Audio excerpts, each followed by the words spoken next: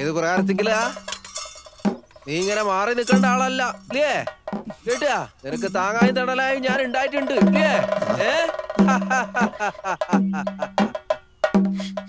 നീ വിളിക്കുന്ന തമ്പുരാനെന്നല്ലേ ഇല്ലേ? 5 നേരം തൊട്ട് നീ നിസ്കരിക്കുന്നതും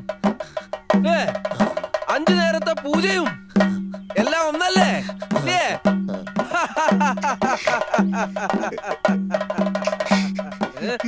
ആ കണ്ണീർ പാടായിരിക്കുന്ന അനുഭവം വേണ്ട കേട്ടാ.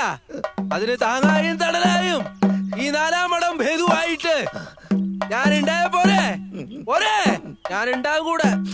എന്താ പോരെ പോരെ?